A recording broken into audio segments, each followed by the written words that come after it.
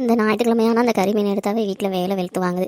இதில் மற்ற வேலையும் பார்க்கணும், துணி துவைக்கணும், எல்லாம் பண்ணணும். இந்த பிள்ளைங்க வீட்டில் இருந்துக்கிட்டு ஒரு உதவி பண்ண மாட்டேங்குதுங்க. இந்த கூப்பிடுவோம் இன்னும் மட்டும் தூங்கினா வேறு என்ன ஆக வேண்டியது. இதுக்கு மேலே நாச்சும் அம்மாவுக்கு கொஞ்சம் ஹெல்ப் பண்ணணும்னு நினப்பு இருக்குதா பாரு. சீதா தேனே எந்திரிச்சு வர மாட்டீங்க, இன்னும் மட்டுமா தூங்குவீங்க? வீட்டே மேலே வந்துருச்சு, இன்னும் தூங்குறீங்க. எந்திரிச்சு வாங்க, ஃபஸ்ட்டு வந்து வீட்டு வேலை கொஞ்சம் செஞ்சு கொடுங்க, அம்மாவுக்கு உதவியாக இருக்கும். ஞாயிற்றுக்கிழமை ஃபஸ்ட்டு டிஃபனை சாப்பிடுங்க. இவ்வளோ நேரம்லாம் தூங்குறது சரிப்பாட்டில் பார்த்துக்க. என்ன பட்டு காலையிலே வீட்டில் கற்று சத்தம் போட்டுக்கிட்டு இருக்க, என்ன ஆச்சு? என் உடம்பு எதுவும் முடியலையா? அதெல்லாம் ஒன்றும் இல்லைங்க, இந்த பிள்ளைங்க என்ன எந்திரிக்காம இருக்குது, அதான் சத்தம் போட்டுருக்கேன். எந்திரிச்சு வெங்காயம் தக்காளி இஞ்சி பூண்டு ஊற்றி கொடுத்தா எனக்கு கொஞ்சம் உதவியாக இருக்கும். நாங்கள் ஞாயிற்றுக்கிழமை சமைக்கிறதுக்கு ஒரு இப்படியே தூங்கினா போகிற இடத்துல என்னங்க ஆகுறது? நம்ம எதாவது அனுசரிச்சிருவோம். பெற்றவங்க போகிற இடத்துல மாமனா நாத்தினார்லாம் என்ன சொல்லுவாங்க, அதான் இப்போலேருந்து பழக்கணுங்க. அதுக்கு தான் கத்திட்டு இருக்கேன்றீங்கன்னு. அதுவும் சரிதான், வீடு பொம்பளை பிள்ளைங்க நம்ம வீட்டில் இருக்கிற வரைக்கும் தான் அதுங்க இஷ்டத்துக்கு இருக்க முடியும். சரி சரி, பொறுமையாக எழுப்பு, திட்டாத. காலையிலே திட்டினா அப்புறம் அந்த நாளே அதுங்களுக்கு கஷ்டமாக இருக்கும்.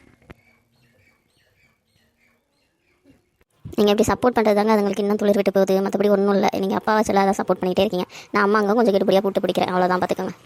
சரி சரி, நான் போய் நான்வெஜ் ஏதாவது எடுத்துகிட்டு வரேன், சமைக்கலாம். நீ சத்தம் போடாமல் நீ சாப்பிட்டுட்டே வேலையை பாரு, சரியா? சரிங்க, சரி சரி, நீங்கள் போயிட்டு வாங்க. இந்த பிள்ளைங்களை என்ன காணாம பாரு, மறுபடியும் கூப்பிடணும் போல்.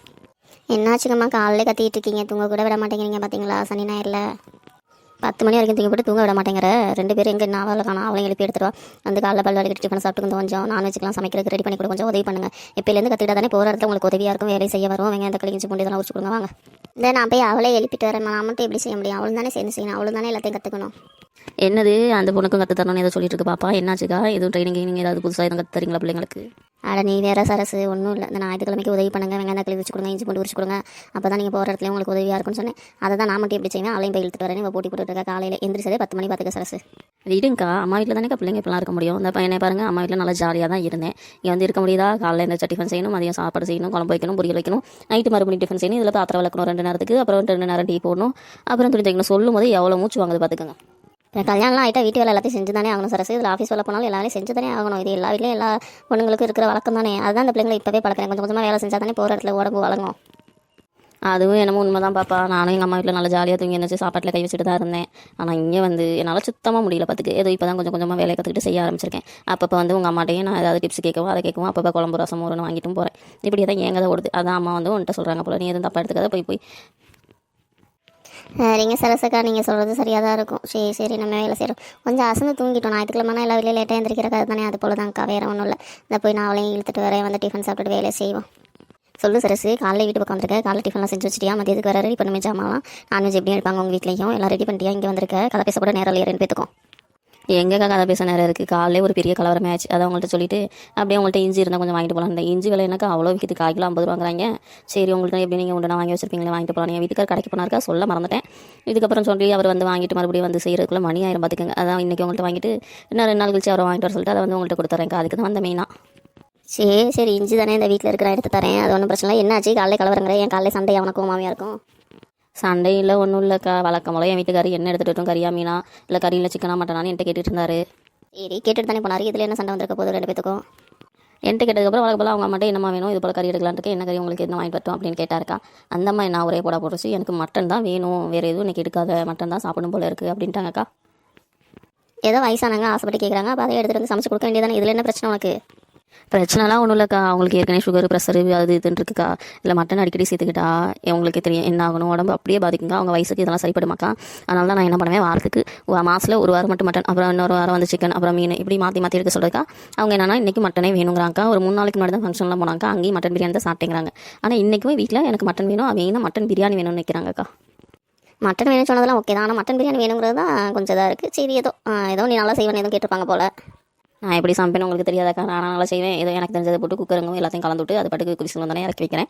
ஏதோ பிரியாணி செஞ்சுருவேன்னு வச்சுக்கோங்க. அவங்க உடம்புக்காக தான் நான் யோசிச்சேன். அதெல்லாம் சரிப்படாது. எனக்கு மட்டன் பிரியாணி வேணும், அதில் முட்டை வேணும், தாளிச்சா வேணும், எல்லாம் வேணும். ஒரு ஹோட்டலில் மீன் கொடுக்குற மாதிரி கொடுத்துட்டாங்க. இன்றைக்கி அதாங்க வேலை வெளுத்து வாங்க போகுது எனக்கு. ஏதோ வயசானாங்க, அவங்க வாய்க்கு இது சரிப்படுதா அதான் கேட்க செய்வாங்க. அதெல்லாம் நம்ம எதுவும் சொல்ல முடியாது பார்த்துக்க. கேட்குறத செஞ்சு கொடு, அதுக்கப்புறம் அவங்க விருப்பம். உடம்புல என்ன அவங்களுக்கான கொஞ்சம் இது தான், ப்ரெஷர்லாம் ஏறுந்தான். என்ன பண்ணுறது சரசு, செஞ்சு கொடுக்கலன்னா அதுக்கு ஒரு கலவரம் வருமே வீட்டில். அது என்னமோ சரி தாங்க. அதை நினச்சிட்டு தான் நானே வீட்டுக்கார அமைதியாக போயிடுறது. சரி செஞ்சு கொடுப்போனா அந்த மட்டன் தான் வாங்க போயிருக்காரு. சரி, அது வரைக்கும் வெங்காய தக்காளி எல்லாம் உரிக்கலான்னு போனேங்க்கா. போய் பார்த்தா தான் தெரியுது இஞ்சி இல்லை, இஞ்சி கொஞ்சம் தான் கிடக்கு. சரி, உங்கள்கிட்ட ஒரு 2-3 துண்டு வாங்கிட்டு போனால் சரியாக இருக்கும். பிரியாணிக்கு இஞ்சி கொண்டு உண்டனா போட்டால் தானே நல்லாயிருக்கும். ஆமாம் ஆமாம், அதுவும் சரி தான். உண்டனா போட்டால் தான் நல்லாயிருக்கும். அப்புறம் இஞ்சி பூண்டுலாம் சரியாக போடலாம்னு வச்சுக்க, அது பிரியாணி மாதிரியே இருக்க, தக்காளி சோறு மாதிரி தான் இருக்கும். சரி சரி, நானும் இதுக்கு தான் அந்த பிள்ளைங்களை இப்போ அமுத்திட்டு இருந்தேன். எந்திரிச்சு ஏதாவது கொஞ்சம் வேலை செஞ்சு கொடுங்க, உரிச்சு கொடுத்தா தான் நல்லாயிருக்கும். எனக்கும் எவ்வளோ வேலை தான் நம்மளும் செய்கிற சரசு, நம்ம உடம்பு மட்டும் என்ன இரும்பலையாக இருக்குது. அதான் சொல்லுங்கள், அதுதான் இங்கே யாருக்குமே புரிய மாட்டேங்குது. நம்மளும் ரத்தம் சதையில் தான் உடம்பு ஓடுதுங்கிறது புரிஞ்சுக்கிட்டாவே நல்லாயிருக்கும். ஏதோ உங்களுக்கு நினச்சி 2 பிள்ளைங்க இருக்குது, செஞ்சு கொடுங்க. நான் என்ன பண்ணுறதுக்கா, மாமியாக இருக்காங்க, அவங்க வயசானாங்க, ஒரு சில டைம் செஞ்சு கொடுப்பாங்க, மற்றபடி நான் தான் எல்லாத்தையும் செய்கிற மாதிரி இருக்குது. இன்றைக்கி சுத்தமாக ரெஸ்ட் இல்லைக்கா, உங்கள்கிட்ட பேசக்கூட நேரம் இருக்குது. இந்த இஞ்சி வாங்குற சாக்கில் தான் இப்போ வந்து உங்கள்கிட்ட பேசி நிற்கிறேன் பாருங்க. புரியுது, எல்லா வீட்லேயும் இதே நிலமை தான். நானுமே அந்த டென்ஷனில் தான் காலையில் கத்திடுறது இந்த பிள்ளைங்களை. அதுபடி இதுங்களை ஏன் நம்ம திட்டணும், என்ன நமக்கு என்ன இதாக சொல்லி பத்து பிள்ளைங்களை திட்டிகிட்டா இருப்பாங்க. டென்ஷன் நமக்கு ஏறப்ப நம்ம 4 பேர்த்த ஏதாவது சொன்னால் தானே நமக்கு கொஞ்சம் மனசு ஆறுது. அந்த கோதை தான் வீட்டில் உட்காந்து கத்திட்டு இருக்குது. அவர் கூட கேட்பாரு, ஏன் என்னாச்சு கத்திட்டு இருக்கேன்னு. என்ன பண்ணுறது, நமக்கு ப்ரெஷர் ஏறப்ப இப்படி தானே ஆகுது. ஆமாங்க, சரியாக சொன்னீங்க. இப்போ நான் வந்து ஒரு 1/4 மணி நேரம் ஆகுது, நிறைய மாமியா என் வீட்டுக்கார் வந்தோன்னே என்னடா இன்னும் பண்ணாட்டி பிரியாணிக்கு இதுமாரி ரெடி பண்ணலாங்குவாங்க. ஆனால் இஞ்சி இல்லாத வாங்க வந்திருந்தாங்கிறது அவங்களுக்கு தெரிய போகிறதில்ல பாருங்கள். சரிங்க, இஞ்சி இருந்தால் போய் எடுத்துகிட்டு வாங்க. நானும் வீட்டுக்கு போய் எல்லா வேலையை பார்க்குறேன். பிரியாணி செஞ்சுட்டு சாப்பிட்டுட்டு ஒரு தூக்கத்தை போட்டால் தான் அடுத்த வேலை ஸ்டார்ட் பண்ணணும். ஈவினிங் தான் துணியெல்லாம் துவைக்கலான்னு இருக்கேன். சரி சார், இந்த எடுத்துகிட்டு வரேன். வீடு மாமியார் என்ன கேட்குறாங்களோ அதை செஞ்சு கொடுத்துட்டு போயிட்டே இரு. நமக்கு இதுக்கு அந்த குறைய வச்சுக்கிட்டு அதுக்கப்புறம் அவங்க ப்ரெஷர் ஏறினா அது அவங்க பாடு, நம்ம என்ன பண்ண முடியும் சொல்லு. அதுவும் சரி இருந்தாக்கா, நம்ம ஏதாவது சொல்ல போய் நமக்கே அது அப்புறம் பேக் ஃபயர் ஆகும். என்ன பண்ணுறது, சரிக்கா பார்த்துக்கலாம். நீங்களும் சமைக்கணும்ல, சரி எடுத்துட்டு வாங்க. நானும் கிளம்புற இடத்த காலி பண்ணுறேன். என்ன பேசிட்டு உங்கள் நேரத்தை வேஸ்ட் ஆக்கிட்டு இருக்கேன் போல். மக்கள் இந்த வீடியோ பிடிச்சிருந்தா சப்ஸ்கிரைப் பண்ணுங்கள், ஷேர் பண்ணுங்கள்.